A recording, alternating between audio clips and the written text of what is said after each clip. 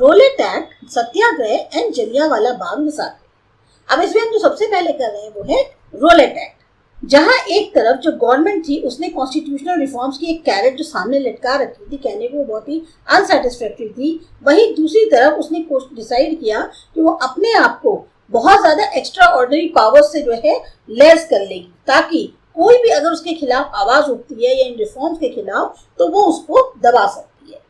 तो इसमें जो सबसे पहला था वो था रोलेट एक्ट। मॉन्टफोर्ट रिफॉर्म्स जो थे उनके लागू होने से सिर्फ 6 महीने पहले ही 2 बिल्स जो हैं वो इंट्रोड्यूस किए गए इंपीरियल लेजिस्लेटिव काउंसिल में।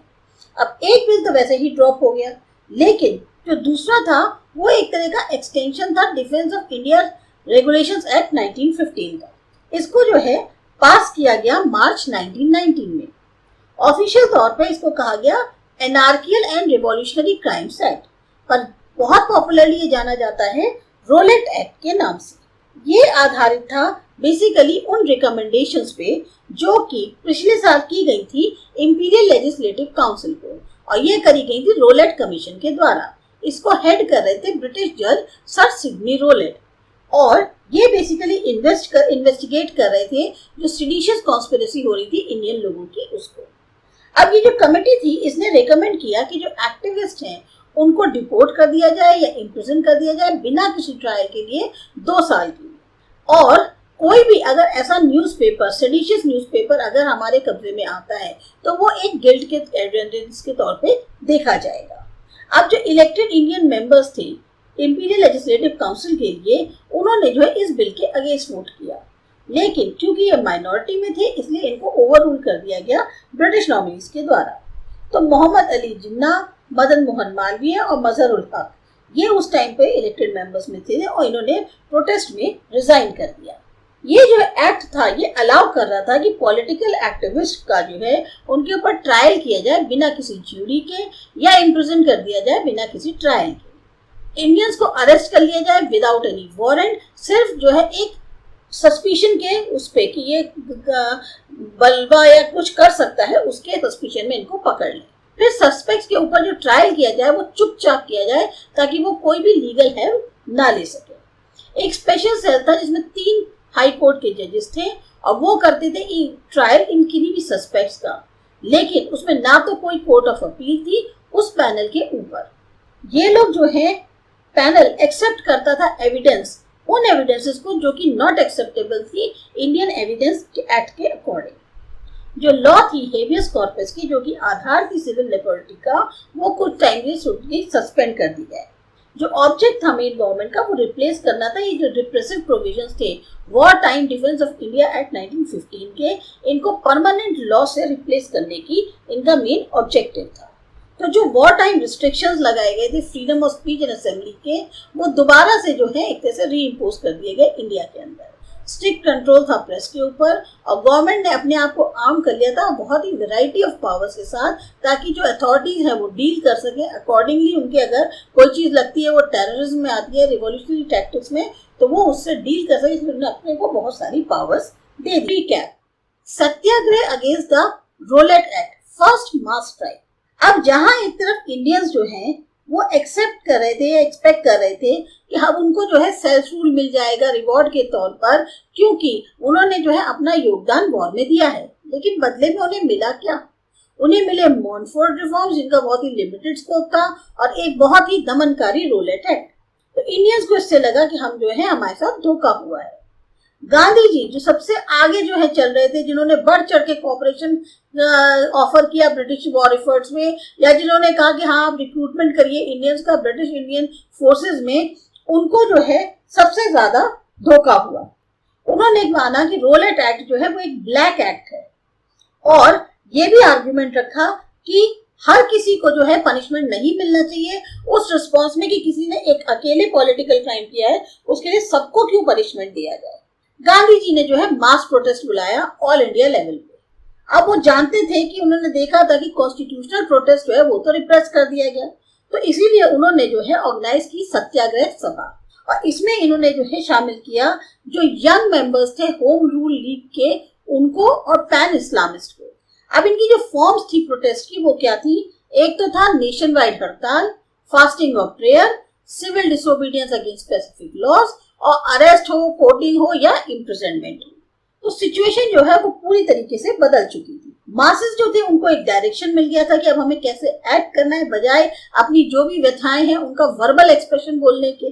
पीजेंट्स, आर्टिसंस, अर्बन पुअर, अब इनको एक बहुत ही महत्वपूर्ण रोल था इनका फ्रीडम ऑफ इंडियन स्ट्रगल जो था उसमें। तीसरा जो नेशनल मूवमेंट है, अब इसका जो ओरिएंटेशन था वो मास की तरफ मुड़ गया था परमानेंट तौर पे। गांधी जी का कहना था कि जो सैल्वेशन है वो आता है मासेस से, जब मासेस जग जाते हैं और एक्टिव हो जाते हैं पॉलिटिक्स में।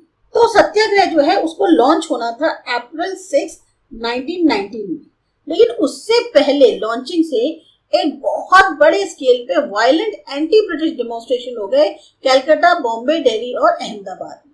खास तौर से सिचुएशन जो पंजाब के अंदर थी वो बहुत एक्सप्लोसिव हो गई। एक कारण क्या क्या थे, क्योंकि एक तो वॉर टाइम रिप्रेशन, दूसरा फोर्सेबल रिक्रूटमेंट और तीसरा रेवेज ऑफ डिजीज। इसकी वजह से आर्मी को बुलाना पड़ गया।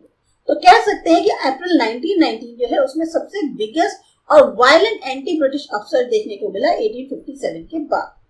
जो लेफ्टिनेंट गवर्नर थे पंजाब के सर मिशेल ओ डॉयर, उन्होंने जो है एयरक्राफ्ट का इस्तेमाल किया इन वायलेंट प्रोटेस्टर्स के खिलाफ और उनके ऊपर जो है बमबारी एक तरह से करी। उस हेलीकॉप्टर में या जो भी उनका क्या कहते हैं एयरक्राफ्ट था उसमें बैठकर उन्होंने वायलेंट प्रोटेस्टर्स के ऊपर गोलियां दागी। जलियांवाला बाग मैसेकर अप्रैल 13, 1919।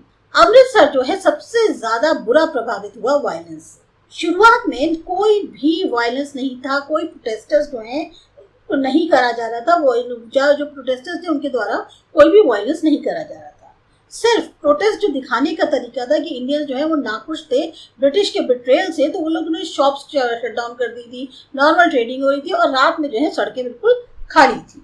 लेकिन अप्रैल 19 को दो नेशनलिस्ट लीडर सैफुद्दीन किचलू और डॉक्टर सत्यपाल, इन्होंने जो है इनको अरेस्ट कर लिया गया ब्रिटिश ऑफिशियल्स के द्वारा। वजह क्या थी कि इन्होंने प्रोटेस्ट मीटिंग्स जो थी उनको एड्रेस किया, लेकिन उसमें इन्होंने किसी को भड़काया नहीं था, उकसाया नहीं था, लेकिन इनको तब भी जो है अरेस्ट कर लिया गया और किसी अननोन प्लेस पर ले गए। इससे क्या हुआ, जो इंडियन प्रोटेस्टर्स थे वो थोड़ा सा भड़क गए और हजारों की संख्या में जो है इन लोगों के साथ इनके प्रति अपनी एकता दिखाने के लिए ये लोग सबके सब जो है अप्रैल 10 को पहुंच गए। लेकिन वहां पर क्या हुआ कि ये जो प्रोटेस्ट था ये अचानक से ही वायलेंट हो गया। उसका कारण क्या था कि पुलिस ने जो है वो फायरिंग शुरू कर दी और उसमें प्रोटेस्टर्स जो हैं वो मारे गए। अब टेंशन जो है वो बहुत ज्यादा बढ़ गया। फिर आगे जो दंगे हुए उसमें 5 इंग्लिशमैन को मार दिया गया और एक मार्सेला शेरवुड करके इंग्लिश वुमेन मिशनरी थी, उनको जो कि बाइसिकल पे जा रही थी उनको जो है बीट किया गया या उनको पीटा गया। फिर ट्रूप्स भेजे गए कि जाके ये जो डिस्टर्बेंसेस है इनको रोका जाए। ब्रिगेडियर जनरल रेजिनाल्ड डायर जो थे ये उस टाइम पे सीनियर ब्रिटिश ऑफिसर थे, जिनके ऊपर जिम्मेदारी थी कि वो जो है मार्शल लॉ भी लगा सकते हैं ऑर्डर को रिस्टोर करने के लिए। पर उससे पहले जो है सिटी तब तक शांत हो चुकी थी, प्रोटेस्टर्स भी जो हैं वो शांत थे। लेकिन डायर ने जो है एक प्रोक्लेमेशन इशू किया अप्रैल 13 को, जिस दिन बैसाखी भी थी। लोगों को मना किया गया कि वो शहर नहीं छोड़ेंगे बिना पास के, और ना ही वो कोई ऑर्गेनाइज करेंगे डेमोन्स्ट्रेशंस, प्रोसेशंस, ना असेंबली हो सकती है ग्रुप्स में 3 से ज्यादा लोगों की। बैसाखी के दिन बहुत बड़ी भीड़ जो है लोगों की, खास तौर से आसपास के गांव से, जिनको कि यही नहीं पता था कि प्रोहिबिटरी ऑर्डर्स जो है शहर में दिए गए हैं, वो सब के सब जलियांवाला बाग में इकट्ठा हो गए। अब ये जलियांवाला बाग जो एक पॉपुलर प्लेस थी क्योंकि यहाँ पब्लिक इवेंट्स होते रहते थे और यहाँ पर खास तौर से आज जो लोग इकट्ठे हुए थे वो बैसाखी फेस्टिवल को सेलिब्रेट करने के लिए थे। यहीं पर जो लोकल लीडर्स थे उन्होंने भी जो एक प्रोटेस्ट मीटिंग बुलाई हुई थी। 20,000 से ज्यादा लोग जो है यहाँ पर इकट्ठे हुए थे। अब इसमें से कितने पॉलिटिकल प्रोटेस्टर्स है ये पता नहीं, क्योंकि मेजॉरिटी में जो लोग आए थे वो सिर्फ और सिर्फ सेलिब्रेट करने आए थे फेस्टिवल को। इनकी प्रोटेस्टर्स की लीडर्स की जो मीटिंग थी वो बिल्कुल पीसफुली हुई। 2 रेजोल्यूशंस भी पास हुए, एक तो रिपील करना रोलेट एक्ट को और कंडम करना जो फायरिंग हुई थी अप्रैल 10 को। तभी वहां पर जो ब्रिगेडियर डायर थे वो अपने आदमियों के साथ उस सीन पर आ पहुंचे। अब ये जो ट्रूप्स थे इन्होंने पूरी की पूरी गैदरिंग को घेर लिया क्योंकि ये जनरल डायर का ऑर्डर था। सारे एग्जिट पॉइंट्स ब्लॉक कर दिए गए और जो अनआर्म्ड क्राउड थी उसके ऊपर खुले तौर पे फायरिंग शुरू कर दी। ना कोई वार्निंग दी गई, ना डिस्पर्स के इंस्ट्रक्शंस दिए गए। अब गैदरिंग में जो अनार्म्ड लोगों की थी उसमें मेन, विमेन, बच्चे सब थे और फायरिंग हो रही थी उनके ऊपर जो भागने की कोशिश कर रहे थे। अगर ऑफिशियल इंडियन सोर्सेज के अकॉर्डिंग देखें तो उनके अनुसार 379 डेड हुए, 1100 घायल हुए।